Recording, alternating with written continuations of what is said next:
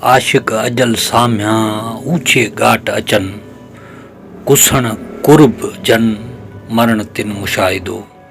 दोस्तों, शाह अब्दुल लतीफ़ भिटाई रहमतुल्लाह अलैह सिंध जो जेको दरवेश हो, अल्लाह जो वली हो, अल्लाह जो बानो हो, उन इहो जेको शाइर हो उहो जेको इन्हनि अहिड़ियुनि जेके न शख़्सियतनि जे बारे में चयो, जंहिंमें उस्ताद जलाल चांडियो, जंहिंमें सरमद सिंधी।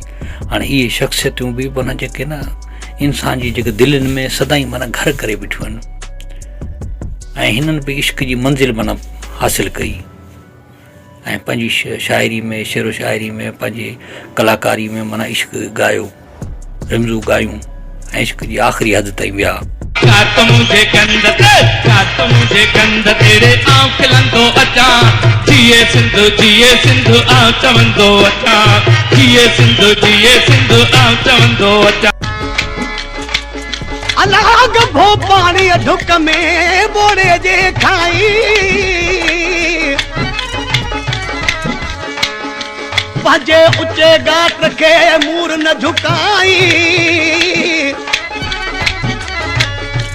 पंहिंजे ऊंचे घाट के मूर न झुकाई, त तुझी साईं दात दौड़ी थी पवे।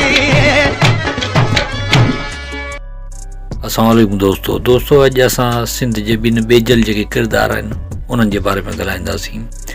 उन्हनि बेजल किरदारनि मां हिकिड़ो त जग मशहूरु उस्ताद जलाल चांडियो, जंहिंखे झर झंग माना बहराड़ी शहर तौरे माना हर जाइ ते उस्ताद जलाल चांडियो खे सुञाणो थो वञे ऐं उस्ताद जलाल चांडियो खे जॾहिं सुञातो वञे थो त सिंध खे सुञातो थो वञे।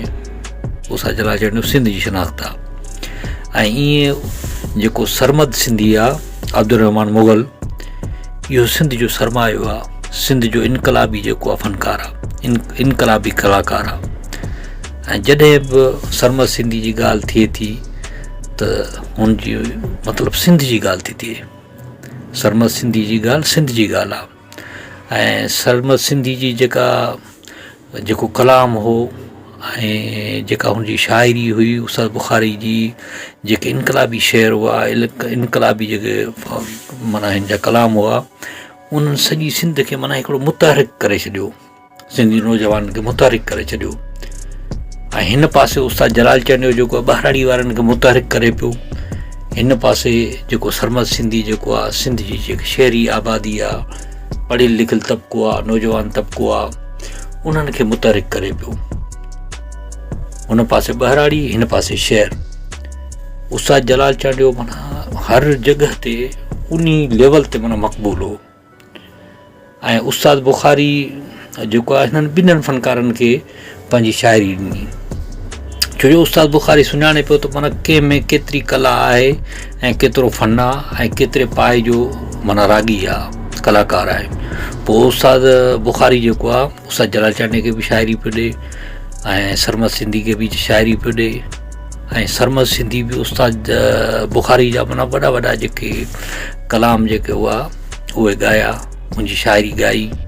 ऐं उस्ताद जलाल चांडियो बि माना सरमद सिंधी वांगुरु उस्ताद बुखारी जी वॾी शाइरी ॻाई। ऐं उस्ताद जलाल चांडियो हिकिड़े इंटरव्यू में बि ख़ासि तौर ते चयो त बाबा मां उस्ताद बुखारी खे जेको आहे शौक़ सां ॻाईंदो आहियां, राशिद मोराई खे शौक़ सां ॻाईंदो आहियां।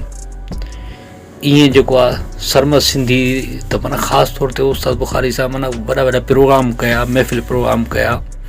ऐं उस्ताद जेको आहे बुखारी सां गॾु जेके रिहाणूं कयूं, माना कचहरी थी। ऐं उस्ताद बुखारी त हिकिड़ो फ़क़ीर लोक माण्हू हो ऐं ॿिन्हिनि जो माना उस्ताद हो। पढ़ाई में बि हिकिड़ो उस्ताद हो, उस्ताद बुखारी माना बेसिकली हिकिड़ो टीचर हो। ऐं पढ़ाई में बि उस्ताद हो, वरी शाइरी में बि उस्ताद हो।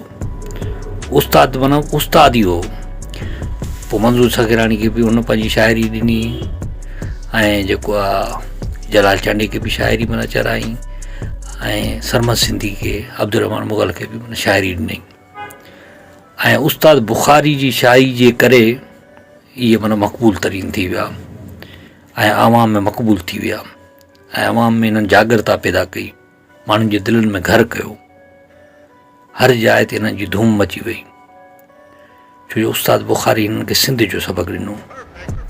सिंध जे कल्चर जो, सिंध जी तहज़ीब जो, सिंध जी माना जेको आहे क़ौमियत जो इन्हनि खे सबक़ु ॾिनो ऐं पोइ हिन सिंधियत जी प्रचार कई।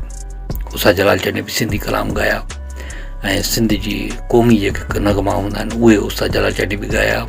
सरमद सिंधी बि क़ौमी नगमा ॻाया, क़ौमी गीत ॻाया। मिट्टीअ जे तूं मान लाइ जोधो थी झेड़ो कजाए,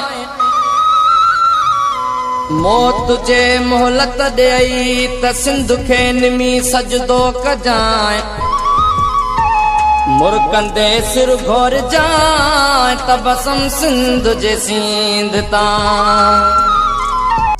पोइ हिन ते तमामु हिन जी मक़बूलियत थी वई ऐं बच्चो हिन खे सुञाणे पियो, नंढो वॾो पोड़ो पको हिननि खे सुञाणे पियो, ॿाहिराड़ी हुजे या शहर हुजनि सुञाणे पियो।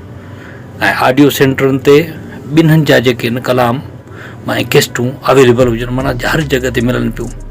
ऐं जेॾी महिल हिन जूं केस्टूं जेके रिलीज़ थियनि पियूं त आवामनि जो हिकिड़ो मेड़ माना जमा थी पियो वञे, अहिड़ो मेलो थो लॻे। बाबा सरमद सिंधी जी का केस्ट आई, उषा जलाल चंद जो ही वॉल्यूम ॾे, सरमद सिंधी जो ही वॉल्यूम ॾे, माना एॾी रश आवाम एॾी चाहे पई, उन सां मोहबत पे करे ऐं उनखे मोहबत ॾे पई, इज़त पे ॾे। ऐं इहे ॿई फ़नकार मशहूरु थींदा विया, आवाम जी दिलनि में घर कंदा विया। घोर वञे तो तामा धरतीअ जी थी अबल ओखीअ वेल अबल हो घोर वञे तो तामा। ओ जिए सिंध जी अन सिंधी शाल रे, जिए सिंध जी अन सिंधी शाल रे, दुआ कयो मारू मुंहिंजा रहन खुशहाल रे, दुआ कयो मारू मुंहिंजा रहन खुशहाल रे। वो यार दी गोरे हम यार वया कमुन में कंध केड़ो खणबो दी गोरे हम यार।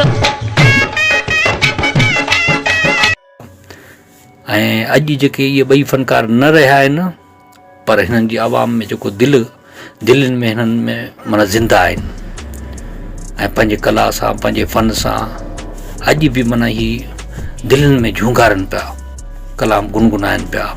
ऐं हिननि जा कलाम जेके आहिनि अॼु बि सिंधियुनि जी महफ़िलुनि में, कचहरियुनि में, हर जाइ ते हलनि था। ऐं शौक़ीन जेके आहिनि उहे अॼु बि हिननि जा कलाम जेके आहिनि पंहिंजी लाइब्रेरियुनि में सांढियो वेठा आहिनि, एॾी मोहबत था कनि, अक़ीदत था कनि ऐं हिननि जा रिकॉर्ड पाण वटि महफ़ूज़ करे वेठा आहिनि ऐं हमेशह इहे महफ़ूज़ कंदा रहंदा जेसीं ताईं हिकु बि सिंधी ज़िंदा हूंदो।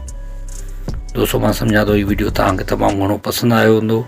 जे पसंदि आयो हुजे त असांजी वीडियो खे लाइक कयो, कमेंट कयो, दोस्तनि खे शेयर कयो ऐं असांजे चैनल खे सब्सक्राइब ज़रूरु कयो। ऐं असांजा कहिड़ा वीडियो तव्हांखे पसंदि अचनि था, नथा अचनि, कमेंट में ज़रूरु हुनजो इज़हार कयो जीअं असां पंहिंजी चैनल खे माना इम्प्रूव करे सघूं। अल्लाह हाफ़िज़ दोस्तों।